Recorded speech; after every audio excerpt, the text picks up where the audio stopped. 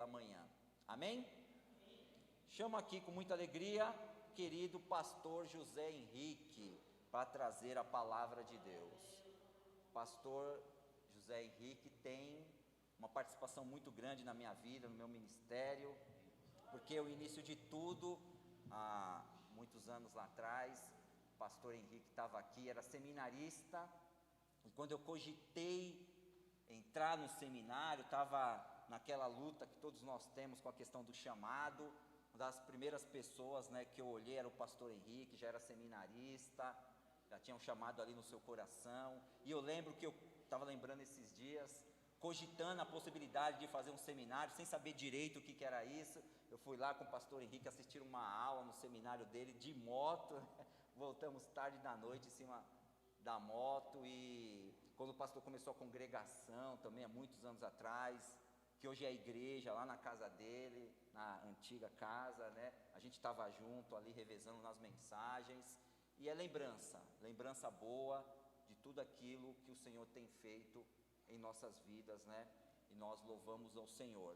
Pastor Henrique, hoje é pastor de uma comunidade, eu vou pedir que ele se apresente, temos irmãos mais novos aqui na igreja que não conhecem ainda o pastor, e está passando por um momento difícil na sua vida, mas a graça do Senhor é maior. Se ele se sentir à vontade, ele vai poder compartilhar conosco também, e louvado seja Deus pela vida do querido pastor Henrique. Eu vou pedir que a irmã Josiane ore pela vida do pastor, para que Deus o abençoe, que Deus continue guardando a ele e a sua família, e que use a vida dele poderosamente nesse momento, através da palavra de Deus. Senhor nosso Deus eterno Pai, louvado e exaltado seja o teu santo nome, ó Deus. Apresentamos a Ti o Teu servo, Pai, que no nome de Jesus, ó Deus, eu possa usar, capacitar, Senhor, e que ele possa falar, Senhor, aquilo que o Senhor colocou no seu coração, ó Pai. E que no nome de Jesus, ó Deus, ele venha encher, Senhor, aos nossos corações com a Tua palavra, que é santa, que é agradável, que é fiel a cada dia, Senhor. Que possamos aprender mais de Ti nessa noite, através do Teu servo, Pai. E que o Senhor possa, Senhor, estar superabundando sobre a vida do pastor Henrique, toda a graça, misericórdia, Senhor, favor do Senhor, no nome de Jesus. Que tudo que ele estiver passando, o Senhor renove as suas forças a cada manhã. Que ele possa, Senhor, se alegrar em Ti, que é fiel e justo, Senhor, e compassivo e rico em misericórdia e graça, Pai. Louvado e exaltado seja o Teu santo nome pelo Teu servo, Pai. Oramos por ele e colocamos ele nas Tuas mãos, Pai. Faça a Tua vontade sobre a vida dele, no nome santo de Jesus. Amém. Amém. Glória a Deus. Pode pegar aqui o verde, tá? Fica à vontade.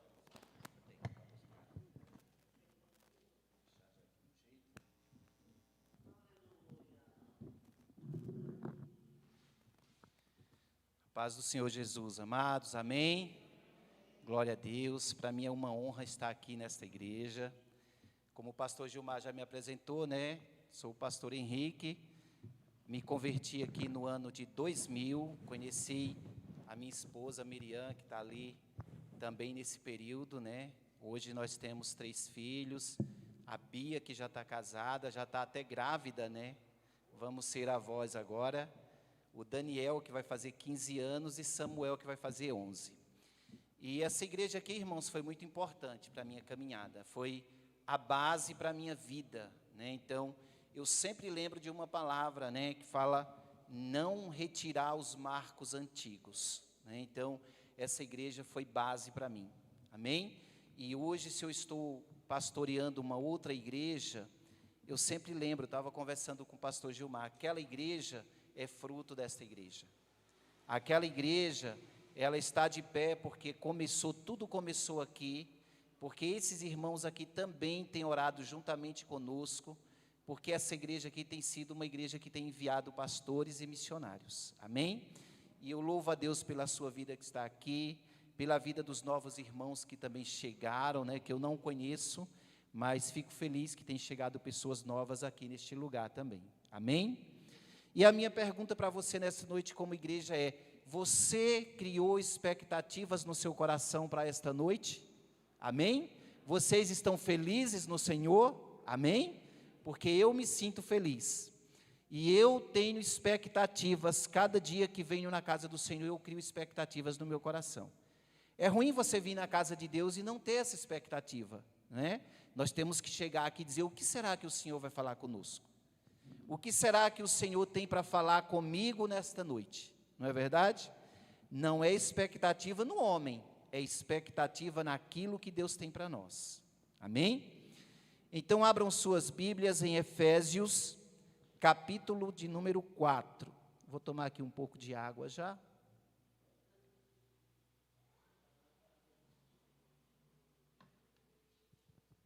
Efésios, capítulo 4, a partir do versículo 17.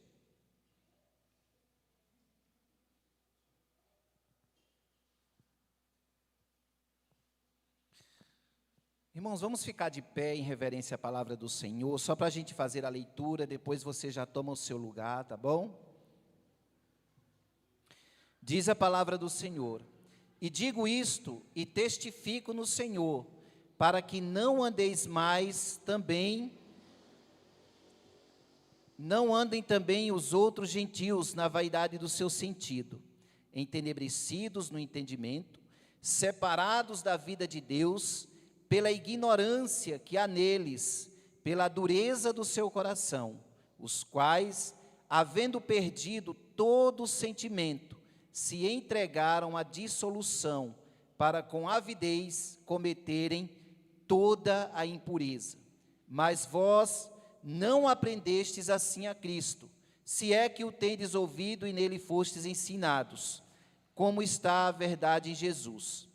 Que quanto ao trato passado, vos despojeis do velho homem, que se corrompe pelas concupiscências do engano, e vos renoveis no espírito do vosso sentido, e vos revistais do novo homem, que segundo Deus é criado em verdadeira justiça e santidade. Pelo que deixai a mentira, e falai a verdade com o seu próximo, pois somos membros uns dos outros. Irai-vos e não pequeis, não se ponha o sol sobre a vossa ira, não deis lugar ao diabo. Aquele que furtava, não furte mais, antes trabalhe, fazendo com as mãos o que é bom, para que tenha o que repartir com o que tiver necessidade. Não saia da vossa boca nenhuma palavra torpe, mas só a que for boa para promover a edificação, para que dê graça aos que ouvem, e não entristeçais o Espírito Santo de Deus, no qual estáis selados para o dia da redenção. Toda amargura, ira, cólera, gritaria, blasfêmias, toda malícia, seja tirada de entre vós. Antes, seja um para com os outros benignos, misericordiosos, perdoando-vos uns aos outros, como também Deus vos perdoou em Cristo. Amém. Pode se assentar, irmãos. Pai querido, Pai santo, nós te louvamos nesta noite. Ó Deus, que nesta noite o teu Espírito Santo, Pai, fale ao coração desta igreja. Que o teu Espírito Santo, meu Pai, se revele, Pai, poderosamente, revele Jesus Cristo no coração daquele, Pai, que ainda está vacilante, daquele que ainda não te conhece, daquele que está pensando, meu Pai, em dar umas voltas pelo mundo e voltar depois. Ó Deus, que os teus anjos estejam acampados aqui ao nosso redor, como diz a tua palavra, cuidando da tua igreja, e que, ó Deus, o pregador desta noite, Pai, não seja impedimento para essa mensagem, que aqui, meu Pai, prevaleça aquilo que é do Senhor, e aquilo que é do homem, seja, meu Pai, caia por terra, seja retirado em o nome de Jesus Cristo. Quebra toda a resistência nesta hora, a resistência da nossa carne, a resistência do inferno que se levanta cada dia, quando a igreja se prepara para orar, para buscar a tua palavra, o inimigo se levanta, mas nós pedimos, abate as forças do inferno a cada dia, e nesta noite só haja espaço em nosso coração para aquele que é santo, poderoso e Deus fiel, que tem nos guardado e nos sustentado, em nome de Jesus, amém. Amém, meus irmãos. Vou só abrir aqui o meu esboço, e nós já vamos começar a explanar essa mensagem aqui, em nome de Jesus. Louvado seja o nome do Senhor. Irmãos, na terceira viagem missionária, o apóstolo Paulo, ele ficou quase 3 anos ali na cidade de Éfeso. A cidade de Éfeso era uma cidade que ficava ali próximo, né, na província romana ali na Ásia, que aliás hoje é a Turquia, né, hoje é a região da Turquia. E ali era um lugar onde havia um centro de idolatria. Ali tinha o templo da deusa Diana, e essa deusa Diana era cultuada em toda a Ásia. E o apóstolo Paulo esteve naquele lugar para tratar de assuntos espirituais, para evangelizar, para pregar a palavra de Deus. E quando ele chegou ali, aquele lugar estava tomado pela idolatria. E nós vamos ver aqui que toda a carta de Efésios, toda a carta de Efésios trata das bênçãos espirituais que o Senhor nos deu e trata da unidade da igreja. O que é unidade? É esse corpo em união. É a igreja se reunir constantemente. Eu tenho falado, meus irmãos, que nesse tempo que nós estamos vivendo, as pessoas acostumaram a ouvir pregações pela internet. E isso não é bom. Isso não é bom, porque nós temos que ter o tete a tete, o olho no olho, sentir o calor do irmão, abraçar o outro. Eu não sei você, mas eu gosto disso. Eu sofri muito quando chegou essa pandemia, porque eu não podia estar na igreja para dar um abraço no irmão, para estar ali conversando, para nós pregar olhando no olho do outro. E é disso que essa carta vai tratar. O apóstolo Paulo tratou, na primeira parte do capítulo 4, exatamente da unidade. E aqui ele vai abordar o aspecto, aliás, 2 aspectos: santidade, pureza. Ele vai abordar esses 2 aspectos que, aliás, são essenciais para que o corpo de Cristo cresça forte e cresça verdadeiramente unido. Amém?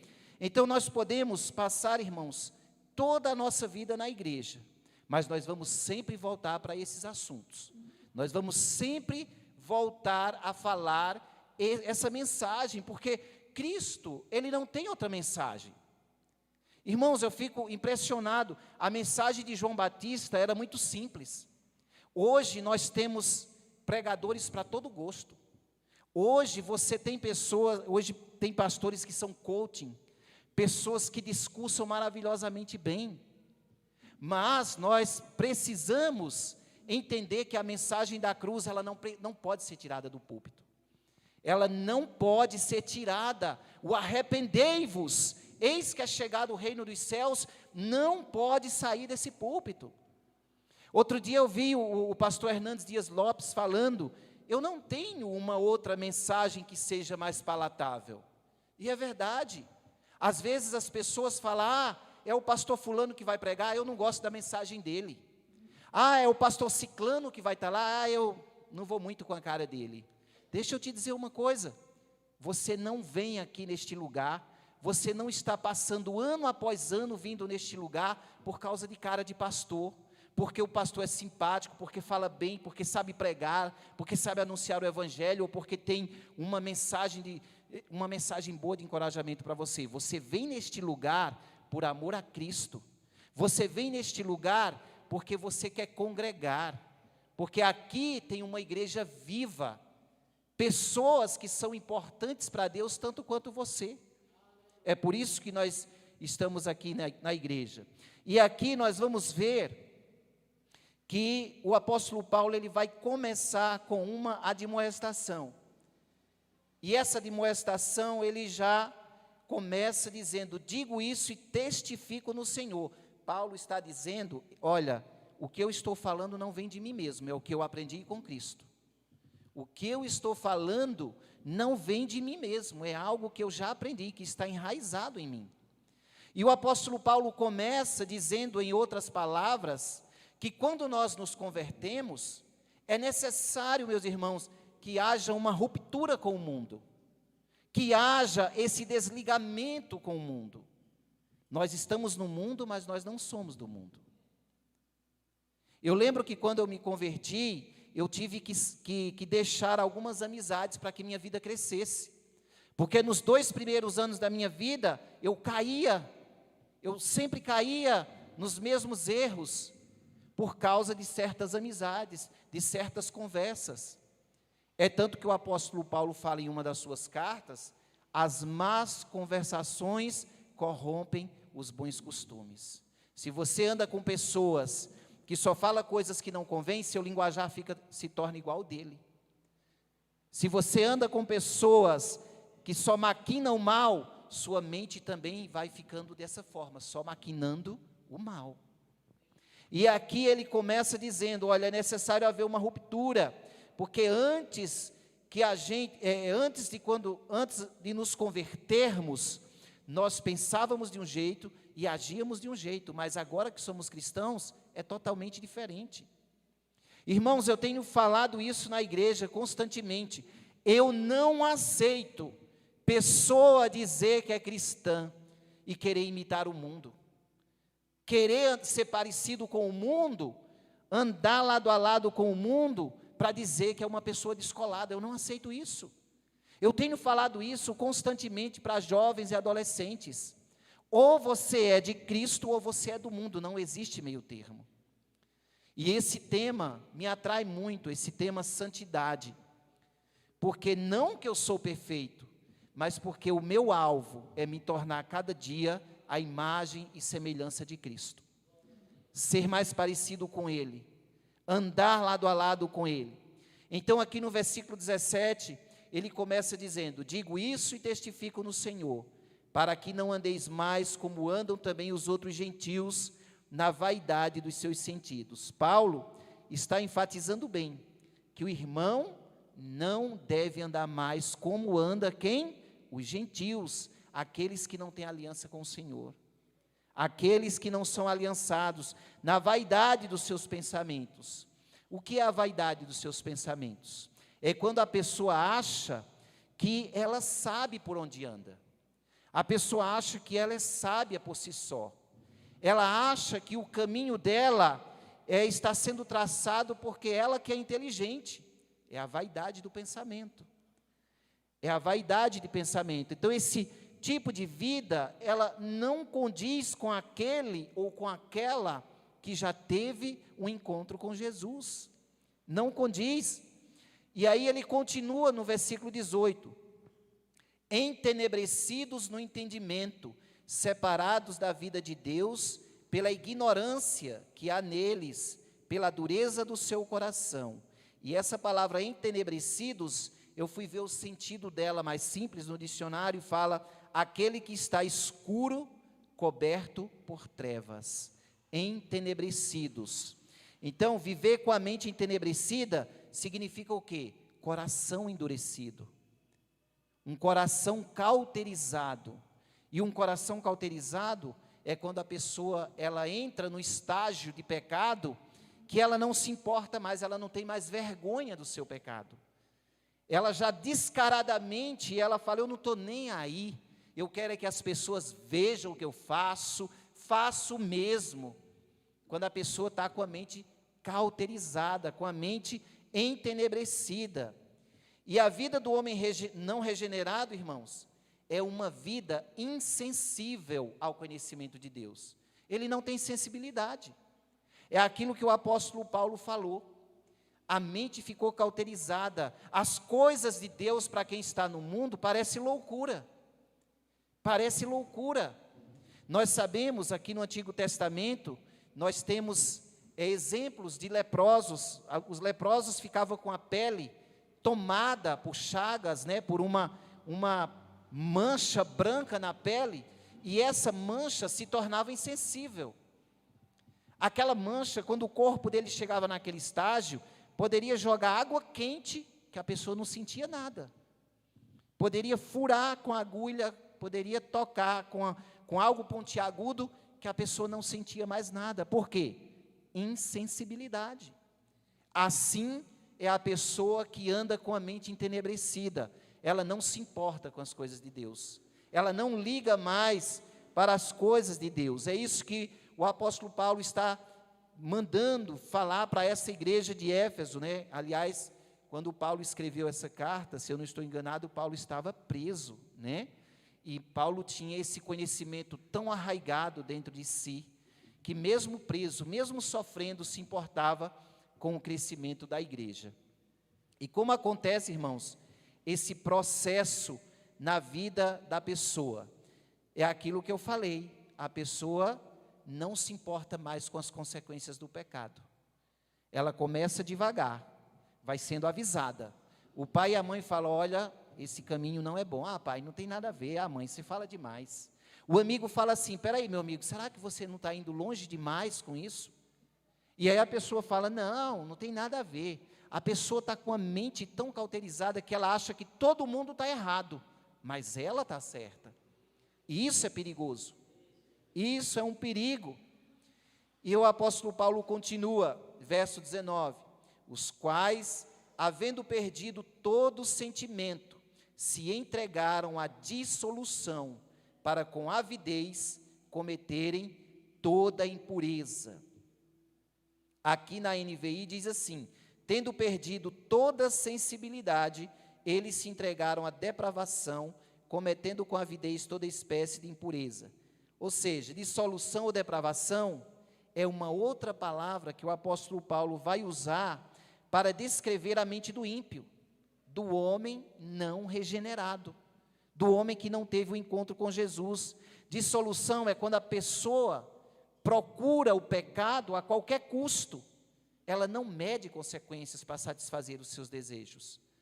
Ela quer porque quer fazer aquilo que está no seu coração. E nós entendemos, irmãos, que o homem afastado da vida de Deus, ele tem um coração ignorante voluntariamente, porque ele quer. Ah, eu não quero saber. Eu não quero saber o que Deus pensa a meu respeito. E se você quer saber, a Bíblia foi escrita por homens. Isso é o pensamento de uma pessoa não regenerada. Se você quer saber, a Bíblia foi escrita por homens. Ninguém nem sabe se é exatamente o que está escrito aí. Mas a palavra de Deus fala que a Bíblia, ela foi escrita por pessoas, mais de 40 homens em tempos diferentes, pessoas que não se conheciam, cujo coração estava tão em Deus, que a mensagem ela ia casando. Em cada página que você lê da Bíblia, a mensagem tem um link, ela está linkada com a outra. Homens sensíveis à voz do Espírito Santo. E o apóstolo Paulo vai falar na carta a Timóteo, que essa palavra, toda essa palavra é boa para corrigir, para ensinar, para redarguir, para que o homem de Deus seja um homem reto, um homem correto no seu andar, parafraseando o que ele disse. Então, irmãos, o Espírito Santo, ele não tem acesso a um coração que se torna insensível. Qual é a luta diária da igreja? Nós precisamos, urgentemente, fugir desse emaranhado de conhecimento que tem aí, que tenta roubar o nosso tempo e separar o nosso tempo com Deus. Se você é a igreja de Cristo e quer sobreviver nesses tempos difíceis que nós estamos passando, igreja, nós precisamos andar com o joelho no chão, andar lado a lado com Jesus, assumir a sua identidade, dizer, não, eu sou igreja de Cristo, eu sou igreja do Senhor, e assumir a nossa identidade, porque os tempos são difíceis. Eu sempre falo isso, o que nos espera não é coisa boa. Daqui para frente, nada de bom nos espera. Começou com essa pandemia, começou com essa mordaça na nossa boca, a máscara de pano, quem sabe daqui para frente não vai ser uma máscara de ferro, e aquele que é crente vai ter que continuar na sua posição. Porque está chegando o tempo da igreja ser provada. Está chegando o tempo, igreja, da igreja ser provada, passada no funil, para ver quem realmente crê no Senhor, quem está de oba-oba dentro da igreja. Então, a vida cristã, ela começa justamente com o quê? Arrependimento. Arrependimento é uma mudança de mente. Quando a pessoa se converte, o que é que ela entende? Ela entende que recebeu novamente um novo coração, novos valores. Essa semana eu postei isso no meu status, né? A vida cristã começa com arrependimento. Eu estava trabalhando essa mensagem e já coloquei isso aí. Por quê? Porque eu sempre lembro, irmãos, que dessa palavra, que quando o homem de Deus, ele se converte, ou seja, se você quer andar com Deus, você tem que nascer de novo. Foi o que o Senhor falou lá para Nicodemos, né? É preciso nascer de novo. E muitas vezes dentro da igreja tem pessoas que ainda não nasceram de novo. Está dentro da igreja, está lá buscando, tentando entender, mas precisa nascer de novo. Precisa desse novo nascimento. Tornar-se cristão não é apenas deixar uma religião e seguir outra. Tem gente que fala, agora eu sou evangélico. Virou moda, né, irmão? Virou moda a pessoa dizer que é evangélico. Qualquer pessoa agora diz que é evangélico. Dança o que quer, vai aonde quer, fala o que quer, participa do programa que quer, enfim, comete todo tipo de iniquidade, mas fala, não, eu sou cristão. Eu sou cristão, mas não é isso. Ser cristão exige de nós uma radicalidade. Alguém já falou para você assim, nossa, você quer ser santarrão demais. Ai, você quer ser correto demais. Né? Alguém já falou isso para você? Meu irmão, quando você quer andar ali direitinho nas pegadas de Cristo, você vai ouvir muito isso. Mas nós não temos que se intimidar. Porque é melhor que a pessoa te chame de santarrão, que você é certinho demais, do que olhar para você e dizer assim, peraí, mas você não é crente? Que tipo de vida é essa que você leva? Você não é crente, por que é que você está agindo dessa maneira? Isso que é vergonhoso, não é verdade? Então, irmãos, a nova vida é mudança. Uma das coisas mais difíceis para o ser humano é mudar. Não é fácil mudar. Ontem eu fui ali no Maristela pregar na casa de uma irmã e eu falava isso. Antes de aceitar Cristo, eu falava assim, eu vou ser diferente. Irmãos, eu não conseguia ser diferente uma semana. Você não consegue ser diferente sem Cristo. A mudança que ocorre no meu coração e no seu, ela não é operada porque nós somos fortes, porque a gente consegue, que a gente é braço de ferro. Não, quem opera essa mudança é o Espírito Santo.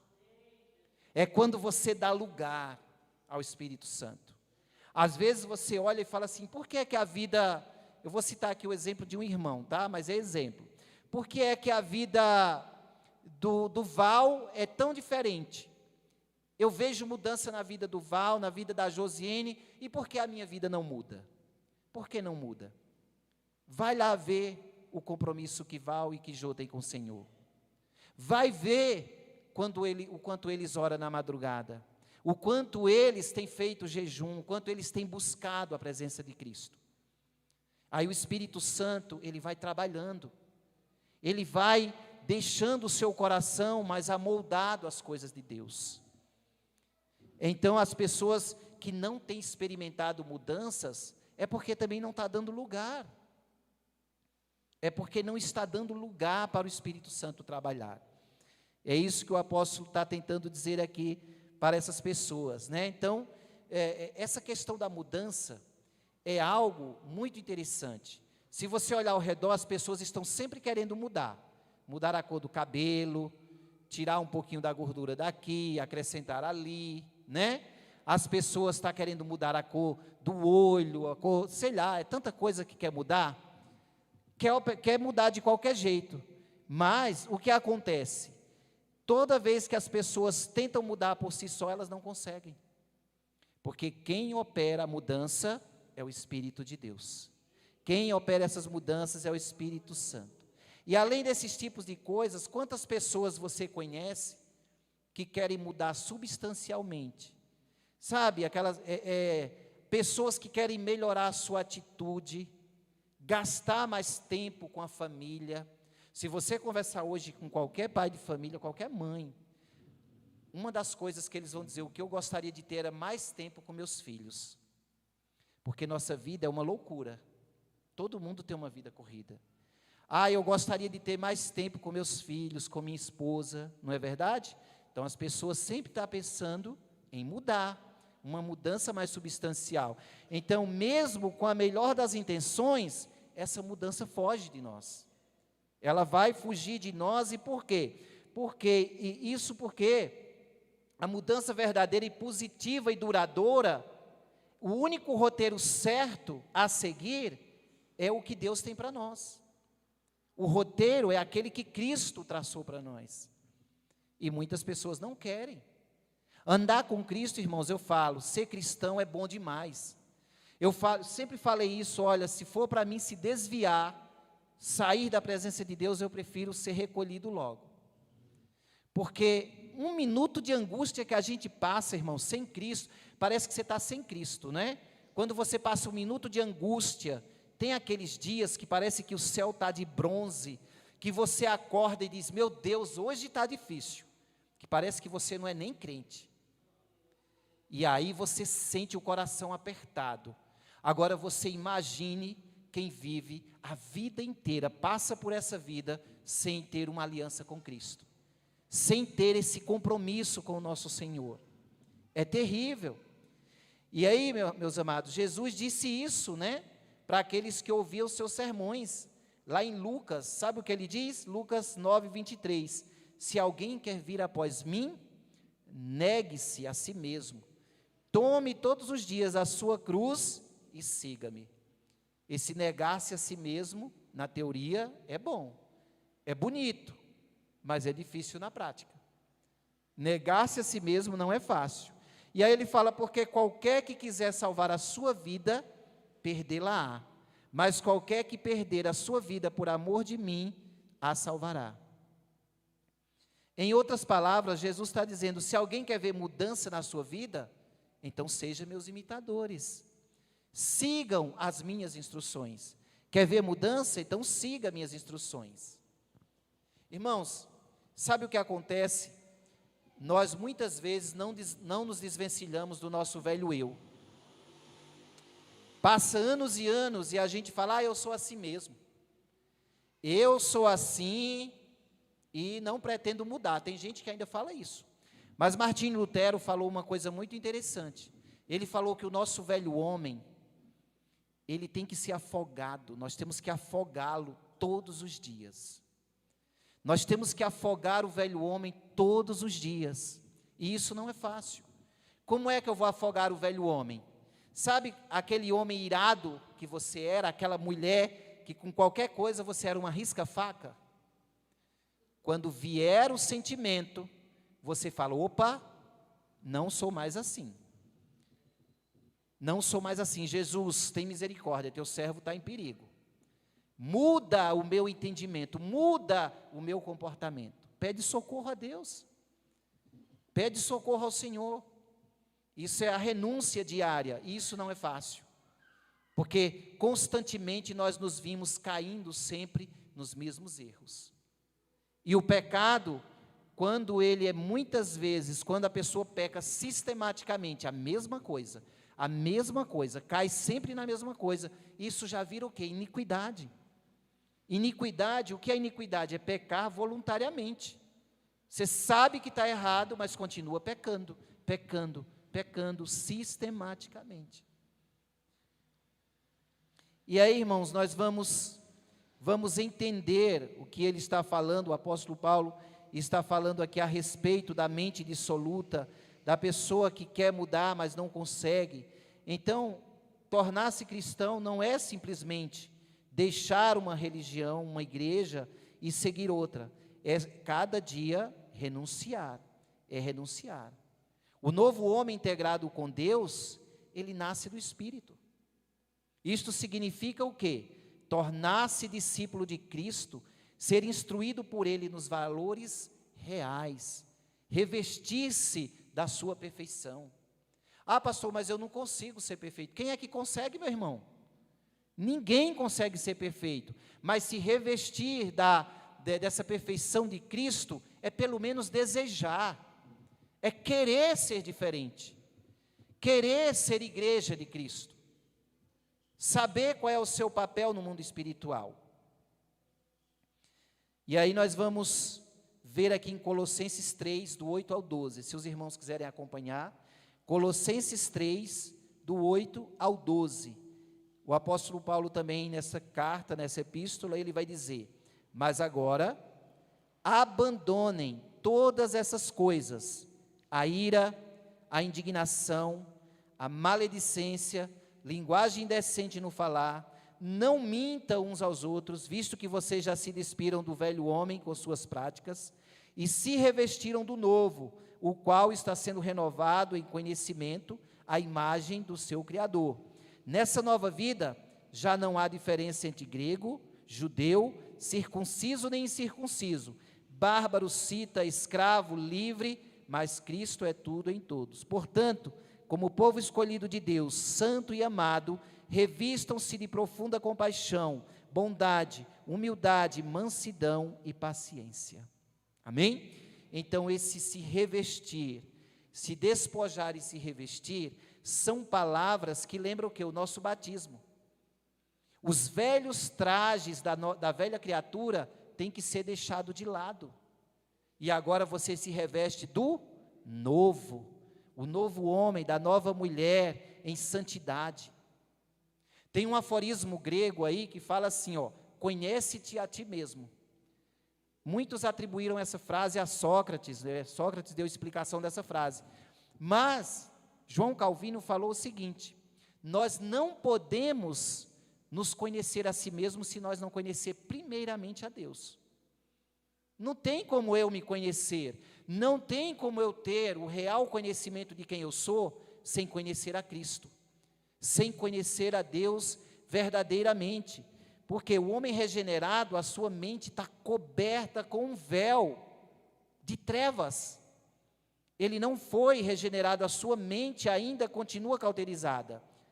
Assim é a mente da pessoa que está afastada do Evangelho, da pessoa que já conheceu a palavra de Deus, mas se afastou.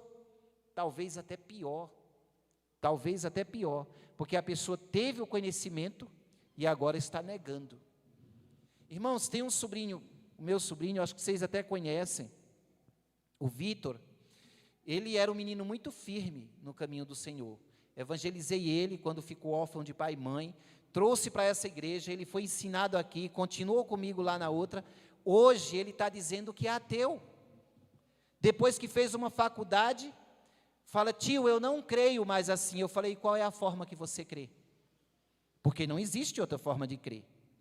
Me admira muito você, um cara tão inteligente, que se diz tão culto, que terminou uma faculdade agora, você deixou lavar a tua mente nessa faculdade. Porque as faculdades hoje, irmãos, é bom fazer uma faculdade, amém, é ótimo. Mas se você não tiver cuidado, a faculdade hoje, sabe o que é que ela é? Ela é a igreja do ateísmo.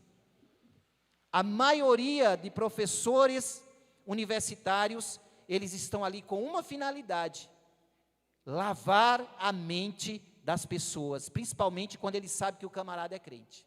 Eles estão ali para detonar a tua mente. Eu te falo isso porque eu fiz seminário, e mesmo no seminário cristão, se você não tiver cuidado, quando você terminar o seminário, você se desvia. É ou não é, pastor Gilmar? É ou não é, Felipe? Você que está fazendo seminário. Se você não tiver cuidado, você termina o seminário e você se desvia. Por quê? Porque tem camarada que chega lá e acha que conhece demais, e foge dessa palavra de salvação, de cura, de libertação, dessa palavra pura e simples que é o Evangelho. E a pessoa acha que é doutor da lei, que sabe demais, e acaba se afastando do verdadeiro conhecimento de Deus. Do versículo 20 ao 24: mas vós não aprendestes assim a Cristo, se é que o tendes ouvido e nele fostes ensinados, como está a verdade em Jesus, que quanto ao trato passado, vos despojeis do velho homem, que se corrompe pelas concupiscências do engano, e vos renoveis no espírito do vosso sentido, e vos revistais do novo homem, que segundo Deus é criado em verdadeira justiça e santidade. Amém. Então, ser cristãos, irmãos, não é somente ter informações sobre Cristo. Ser cristão é ter relacionamento com o Senhor. É isso que o apóstolo está dizendo aqui. vocês não aprenderam assim de Cristo. E aprender de Cristo é interessante porque Cristo, Ele é o mestre, é Ele quem nos ensina, e Cristo é o próprio conteúdo, Ele é a própria mensagem. Ou seja, quanto mais eu conheço de Cristo, quanto mais eu conheço da palavra de Deus, mais eu conheço de Cristo. Quanto mais eu leio, mais eu me aprofundo nele. Amém? Eu lancei um desafio na igreja para o pessoal ler a Bíblia em 1 ano. E o pessoal lá, de todas as pessoas, foram 12 pessoas que conseguiram concluir. De toda a igreja, mais ou menos umas 50 pessoas que congregam lá, 12 pessoas corajosamente concluiu essa leitura. Por quê? Porque sistematicamente elas se debruçaram nas Escrituras. E teve gente que está lá caminhando comigo, que é diácono hoje, e falou assim: pastor, como foi bom esse desafio. Eu nunca tinha lido a Bíblia toda na minha vida. Eu nunca tinha lido a Bíblia toda, eu lia trechos, mas assim, de um lado a outro, começando do Gênesis e indo até Apocalipse, eu nunca tinha lido. Irmãos, a Bíblia é quem nos dá crescimento, a palavra de Deus. Tem gente que está constantemente falando que cai sempre no mesmo pecado. Eu tenho lidado com pessoas assim, e eu tenho dito: meu irmão, você tem lido a Bíblia? Não. Você tem orado? Quase nunca. Você tem feito algum jejum, algum propósito de oração? Entendeu? Falei: então como é que você quer mudar? Como é que você quer crescer? Como é que você quer fugir do pecado se as armas que Deus te deu, você não está usando? Nós temos que usar essas armas, irmãos. Isso vai ser a vida inteira. Parece um clichê, parece uma mensagem que você fala: eu já estou acostumado, desde novo convertido, que pastor fala, tem que orar, jejuar e ler Bíblia. Mas você vai fazer o que se você é cristão? É orar, jejuar e ler Bíblia, e ser perseverante, e ser consistente naquilo que Deus está falando com você, na sua caminhada. Sabe, irmãos, quando eu fiquei doente, que eu comecei a fazer a hemodiálise, a primeira semana para mim, parecia que eu estava morrendo. Eu confesso para você que eu sentava no meu sofá lá e eu chorava. Sabe por quê? Porque eu pedi a Deus para eu não fazer hemodiálise. Eu pedi para o Senhor dar uma cura sobrenatural, para que o meu rim se regenerasse. Mas Deus falou: não, você vai fazer. E aí, foi preciso um tratamento de Deus. Foi preciso o Senhor lembrar quem eu sou. O Senhor dizer: mas você não é cristão? Você não é o pastor que sempre pregou sobre fé? Inclusive, nós acabamos uma série de mensagens lá na comunidade Rocha Firme, sobre os milagres de Jesus. E o Espírito Santo foi trazendo isso para mim. E olha, irmãos, isso sarou a minha alma. Isso foi como um bálsamo para mim. Me encorajou. Eu falei: não, agora que chegou a minha vez, que chegou a hora que eu tenho que passar pelo estreito, pelo funil, na saia justa, eu vou fraquejar. Eu não posso.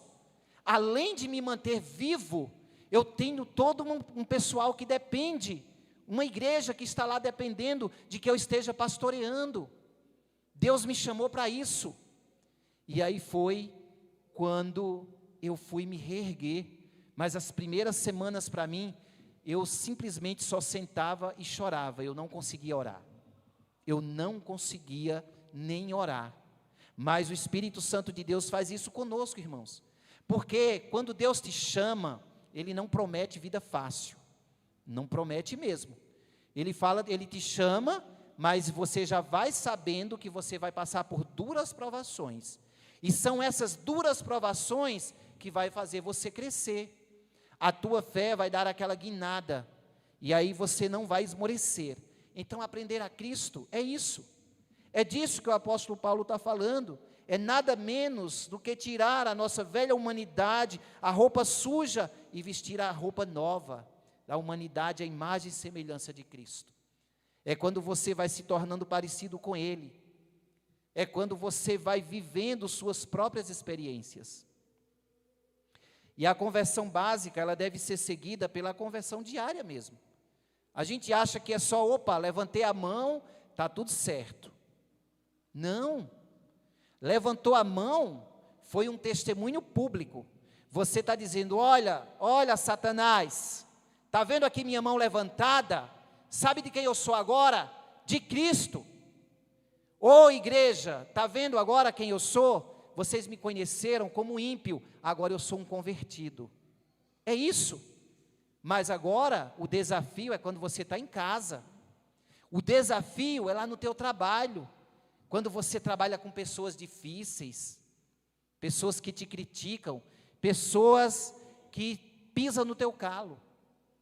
E aí você tem que se converter diariamente. Senhor, tem misericórdia de mim, Senhor. Me ajuda a eu manter o meu testemunho.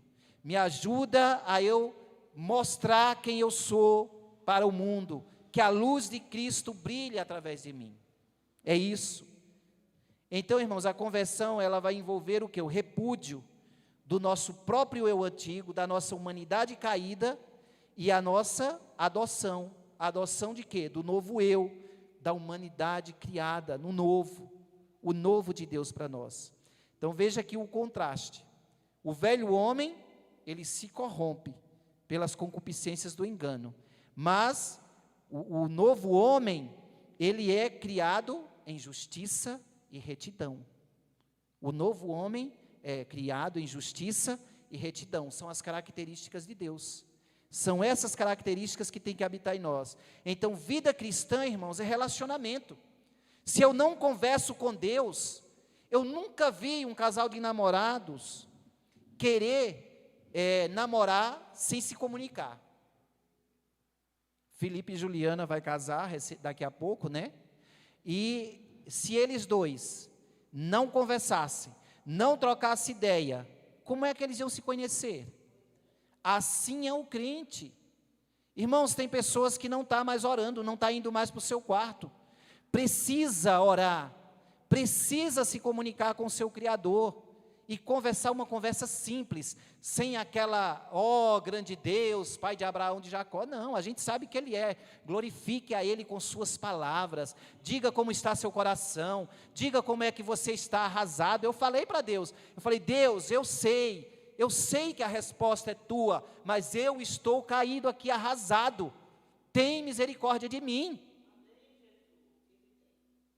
E o Senhor teve, e o Senhor me levantou e me reergueu novamente. Do versículo 25 ao 32, aqui Paulo vai citar alguns pecados, né, que a igreja precisa evitar, e isso é muito sério. Eu acho, hoje em dia as pessoas não gostam muito de ouvir esse tipo de mensagem, né, que fala sobre o seu pecado, mas é necessário, irmãos. Nós não podemos tirar aquilo que está na Bíblia. O apóstolo vai dizer, pelo que deixai a mentira, falai a verdade cada um com o seu próximo, porque somos membros uns dos outros. Irai-vos e não pequeis, não se ponha o sol sobre a vossa ira, não deis lugar ao diabo. Aquele que furtava não furte mais, antes trabalhe, fazendo com as mãos o que é bom, para que tenha o que repartir com o que tiver necessidade. Não saia da vossa boca nenhuma palavra torpe, mas só a que for boa para promover edificação, para que dê graça aos que a ouvem. E não entristeçais o Espírito Santo de Deus, no qual estáis selados para o dia da redenção. Toda amargura, ira, cólera, gritaria, blasfêmia, toda malícia seja tirada de entre vós. Antes sede uns para com os outros benignos, misericordiosos, perdoando-vos uns aos outros, como também Deus vos perdoou em Cristo Jesus. Então, amado, aqui esses pecados tratam dos relacionamentos entre os cristãos, né? A mentira, por exemplo, vamos ver aqui a mentira. Não mintais uns aos outros. Uma mentira, o que é isso? Uma mentira é uma afirmação contrária aos fatos, falada com o propósito de enganar. Isso é mentira. Isso é mentira. Então a mentira, ela abrange toda espécie de trapaça. E as pessoas acham que a mentira é algo insignificante, mas não é. Inclusive é um mandamento. Sabe o 9º mandamento, quando fala para não levantar falso testemunho contra o outro, em outras palavras, trocando em miúdos, é não mintais. Não mintam. Não levante palavra mentirosa contra o outro, é um mandamento. Está lá nos 10 mandamentos. Mas as pessoas não, elas tratam a mentira como se fosse algo leve. Né? Pecado é homossexualidade, pecado é prostituição, pecado é fornicação, isso é pecado. Mas a mentira não. E assim o camarada vai vivendo a vida inteira com pequenas mentiras no coração. E ela não entende porque ela não cresce. Porque ela não está crescendo no mundo espiritual. Por que não está havendo esse crescimento? Porque não está havendo arrependimento. Porque a iniquidade, o pecado está ali, arraigado no coração. João 8,44 diz, quem é o pai da mentira? É o diabo. Então, quando eu minto, quando você mente, nós estamos sendo guiados pela mente do inferno. Mas quando nós falamos a verdade, nós estamos sendo guiados pelo Senhor, guiados pelo Senhor. Em Apocalipse, versículo 22:15, tem uma declaração muito forte. Diz assim, mas ficarão de fora os cães, os feiticeiros, os que se prostituem, os homicidas, idólatras e qualquer que comete a mentira. Ficará fora de onde? Do céu. Ora, fora de onde? Do céu. Nós cantamos aqui que nós queremos chegar no céu e atravessar o grande rio. E enfim vou descansar além do rio. A Bíblia diz que tem um rio de Deus no céu. Se você já assistiu aquele filme ou leu o livro Peregrino, você vê que quando eles chegam no final, eles atravessam um rio que sai do trono de Deus para chegar do outro lado, né? Em águas cristalinas. E aí dá a entender que aqueles que estão em santidade, eles atravessam esse rio suavemente. Eles vão ao encontro do Criador. Olha que coisa linda. Mas aqueles que não estão em santidade, eles não conseguem ir além do rio. Porque os anjos do Senhor, eles vão fazer a separação. Os que estiverem com Cristo, vai estar lá para a eternidade com Deus. E os que não estiverem, serão lançados, de lá mesmo serão lançados nas trevas exteriores. E Jesus fala muito isso. Ali haverá choro e ranger de dentes. Ou seja, se todo o sofrimento que você imaginar aqui na face da terra é ruim, imagine a eternidade, longe do Criador, num lugar de trevas, de solidão e de sofrimento. Então, as pessoas acham que a mentira não é um pecado grave, é um pecado grave que tem que ser combatido com honestidade.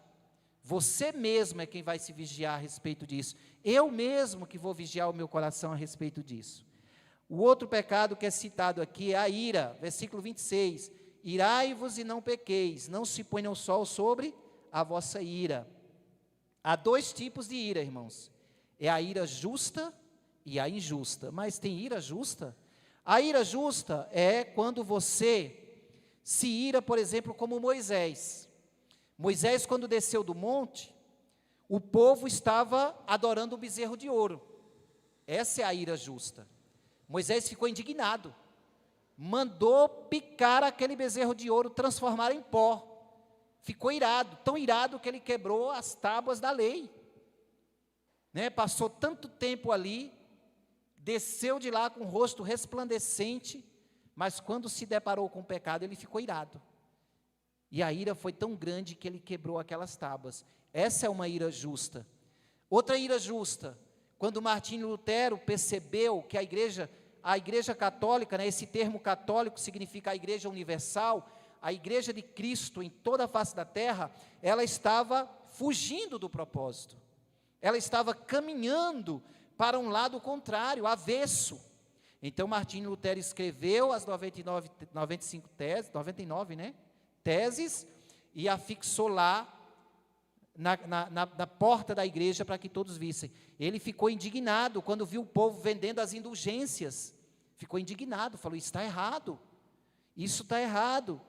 A ira justa também, irmãos, é quando Jesus entra no templo e o povo está vendendo ali os cabritos, as pombas, por um preço exorbitante. Muitas pessoas vinham de longe e não traziam a oferta para o Senhor, e eles vendiam no preço que queria ali dentro. O Senhor falou assim: esse lugar é chamado casa de oração, mas vocês têm pervertido a casa do Pai. E diz que ele saiu virando as mesas, né? Jesus não bateu em ninguém, Jesus não tocou, não ralou a mão em ninguém, ele virou as mesas de tão irado que ele ficou. É uma ira justa. Então, quando ele fala irai-vos, mas não pequeis, ele está dizendo: vocês têm permissão para pecar.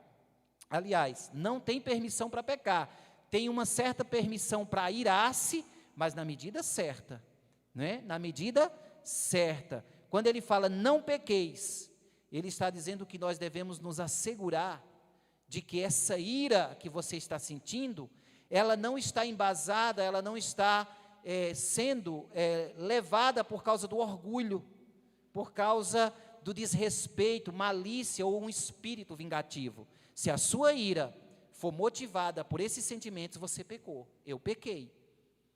Mas se a minha ira é porque eu tenho zelo pelas coisas de Deus, é uma ira justa. É isso que o texto está nos falando. Não se ponha o sol sobre a vossa ira. O apóstolo Paulo está dizendo: não passe um dia com ira no seu coração. Para quê? Para que essa ira não se torne amargura. Porque quando a ira, ela vai dias e mais dias dentro do seu coração, do nosso coração, ela acaba se tornando em amargura. Uma pessoa amargurada é terrível, é uma pessoa que se recusa a perdoar, ela arranja os dentes sempre que pensa no que o outro fez para ela, e isso não é bom.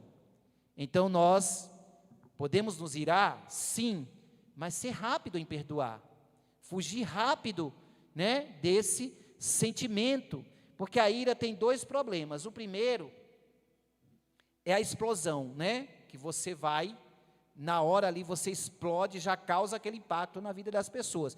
E o outro problema é os estragos que essa explosão vai causar, né?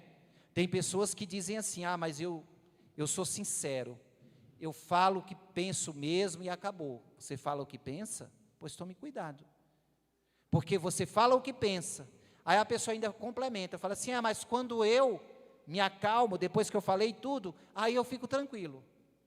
Você fica tranquilo, mas você machucou pessoas. Tem pessoas com o coração estilhaçado, dilacerado. Então, um momento de ira, você diz que aliviou a alma quando você explodiu, mas você feriu outras pessoas, e isso precisa ser corrigido. Nós precisamos olhar, irmãos, no decorrer dos anos, quem nós magoamos, quem a gente machucou, e dizer: me perdoe. Olhar no olho do outro e dizer: me perdoe, eu estou errado, eu preciso voltar atrás. Nós precisamos, porque nós estamos dentro de uma igreja. Não convém você vir aqui tomar a ceia do Senhor, não convém você vir aqui depositar o seu dízimo com amargura no seu coração. Por isso essa mensagem é importante para nós hoje como igreja. Deixe fora a ira, a amargura, né? Então nós temos que ter cuidado. E a amargura injusta, nós temos um exemplo ruim na Bíblia, de Caim, por exemplo. Ele se irou com o irmão dele, injustamente, teve ciúme, e essa ira foi tão profunda que fez com que ele tirasse a vida do irmão. Não é verdade? Então essa é o tipo de ira que nós não podemos se dar ao luxo de cair nela. Então é sério essa questão. Outro pecado aqui que é tratado nessa carta, que o apóstolo Paulo se preocupava com a igreja: aquele que furtava, não furte mais. Quem furtava, não furte mais. Deus estabelece, irmãos, o direito de propriedade. Ele estabelece esse direito para nós. Toda sorte de desonestidade que visa tirar aquilo que pertence ao outro é roubo. Nós podemos roubar o tempo do outro. Sabe de uma coisa? Eu vou ser mais ousado aqui com você. Quando você não se importa com seus pecados, e você está constantemente caindo no mesmo pecado, e sempre indo aos pés do seu pastor: ai pastor, você está roubando o tempo do seu pastor. porque você não está zelando pelo seu testemunho. Isso é roubar. Quando você na escola cola, pastor, isso é pecado, porque você está se apropriando de uma informação que você não tinha. Quando você está no trabalho que fica lá, fazendo hora para não exercer as suas atribuições, você está pecando, porque você está roubando o tempo do seu patrão. Isso é pecado. Aquele que furtava, não furte mais. Vou correr aqui, irmão, já está dando tempo, né? Então, quando nós não dizimamos, estamos roubando a Deus. Irmãos, parece que isso caiu em desuso, né? As pessoas falam, não fala isso não, pastor, não fala mais isso não, porque isso é coisa lá do Antigo Testamento. Nada disso. O dizimar é obrigação da igreja. A igreja só vai crescer, nós só vamos fazer o que nós temos de fazer de benfeitoria na igreja, se você tiver consciência que a igreja é sua, que você é a igreja, aliás, sua não, a igreja é de Cristo, que você é a igreja. Tem pessoas que passam anos dentro da igreja e ela não se adapta. Isso é problema do pastor Gilmar. Isso é com a irmã Francisca, que já é velha, eu cheguei ontem. Não. Pisou o pé aqui dentro, é obrigação sua. Deus tem te dado 90% para você gastar, 10% é para a casa do Senhor, é para a obra do Senhor. Como é que nós vamos evangelizar? Como é que nós vamos sair daqui de baixo e subir para ali, para aquele piso, se nós não colocar a mão no bolso? É responsabilidade nossa. Dízimo é coisa séria, irmãos. Não falem palavras torpes. O apóstolo Paulo está falando, irmão, quem é crente, limpe a sua boca. Crente de boca suja não convém, falando piada suja para agradar os outros, para dizer que é evoluído, que é engraçado. Crente tem que mudar o coração e mudar a boca. Tudo tem que estar em consonância.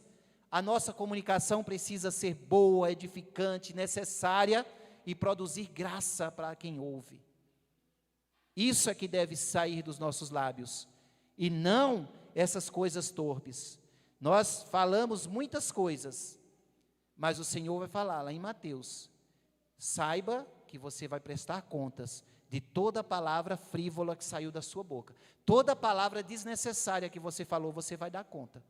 Agora imagine, irmãos, palavras incluem também pensamentos. Imagine quando você chegar na glória, quando eu chegar lá, e o Senhor disser assim, por que é que você pensava constantemente naquilo? Por que é que você falava na roda de conversa, ficava sempre falando aquilo? E aí você vai prestar contas, envergonhado, mas vai ter que prestar. Agora, quando você chegar diante do Pai e Ele disser, olha como eu me agrado da sua vida, com os louvores que você sempre cantava, as palmas me glorificando, o levantar de mãos, o dançar para o Senhor, a obra que você fez, levando palavra de cura e de libertação aos outros, como eu me agrado de você, servo bom e fiel, serva boa e fiel. Então isso é muito bom ouvir isso do Senhor, porque nós vamos prestar contas, né? Então Jesus disse que há uma forte conexão entre mente e coração. Então nossa boca, nosso coração e nossa mente têm que estar alinhados. Tiago 3 diz que com a boca nós podemos animar pessoas ou destruí-las. Ele fala que a boca é fonte de vida ou de morte. Provérbios também 12, 18, ele fala, há palavras que ferem como espada, mas a língua dos sábios traz cura. A língua dos sábios traz cura. A fala torpe entristece o Espírito Santo, mas a palavra boa edifica a alma. Paulo vai usar aqui, falando a respeito dessas atitudes, né? Continua aqui até chegar no 32, falando da amargura, que é um espírito azedo, espírito ressentido, pessoa que não quer se reconciliar com o outro. Ele fala, deixe também a cólera, que é uma fúria apaixonada, sabe quando a pessoa está quebrando tudo, que ela se recusa a se reconciliar. Deixe esse tipo de ira, deixe a gritaria, que é aquele berrar dentro da sua casa com o outro, acabe com isso. A blasfêmia, que é falar mal dos outros, especialmente falar pelas costas, hein, irmãos? Falar mal de uma pessoa, blasfemar é também você falar mal de uma pessoa pelas costas, ela não está ali para se defender. Além de ser falta de ética, é um pecado. A malícia é desejar ver o mal das pessoas. Isso é malícia, né? Então, essas atitudes precisam ser combatidas e substituídas. Último versículo, substituir pela benignidade. Sejam benignos. O irmão que tem compaixão do outro, irmão, está precisando de ajuda, irmão, eis-me aqui, irmão, né? O outro está falando, você até escutar, irmãos, até você escutar o outro ali com atenção, isso é ser benigno. Nós temos que ter essa mente, substituir por isso, a compaixão, o perdão, esse é o modo de andar diante de Deus. Portanto, igreja, para nós concluir aqui essa mensagem, se nós queremos andar em santidade na igreja, nós devemos ser benignos, ser mais dóceis, carinhoso, compassivo, sofrer com o outro, perdoar o outro constantemente. Pedro, querendo, achar que era muito espiritual, falou assim: Senhor, quantas vezes eu devo perdoar? 7 vezes? O Senhor falou assim: não, 70 vezes 7, constantemente, né? Já pensou, irmão? A irmã Francisca peca contra mim de manhã. Eu falei: não, irmã, passou. Chega meio-dia, irmã Francisca peca de novo. Eu falei: não, irmã, passou. Chega à noite, irmã Francisca peca de novo. Irmão, humanamente a gente não consegue. A gente fala: chega. A irmã já está de palhaçada. Peca de manhã, de tarde, de noite, toda hora, chega, né? Não vou mais perdoar. Não, irmão, nós temos que ter esse coração. É difícil? É, mas pelo Espírito Santo a gente consegue. Pelo Espírito Santo nós conseguimos. Então, Jesus nos ensinou que esse último estilo de vida é o estilo de vida que Paulo interiorizou. Ele interiorizou e passou para nós, passou para os Efésios nessa carta e para nós. Então, se queremos ver uma igreja próspera, uma igreja que trabalha, que dizima, que ora, que expressa amor e compaixão pelas pessoas, precisamos urgentes seguir as pisadas do Mestre que é Jesus. Amém? Que Deus nos abençoe e que essa palavra possa ter falado contigo nesta noite, em nome de Jesus. Amém? Eu chamo aqui o pastor Gilmar para estar encerrando. Agradeço pela oportunidade da igreja, o pastor Gilmar me convidou e fiquei muito grato por isso, e pelos irmãos também que ouviram com atenção, e deixo aqui também, trago aqui, que eu esqueci de falar no começo, um abraço da comunidade Rocha Firme para todos os irmãos, amém? Deus abençoe.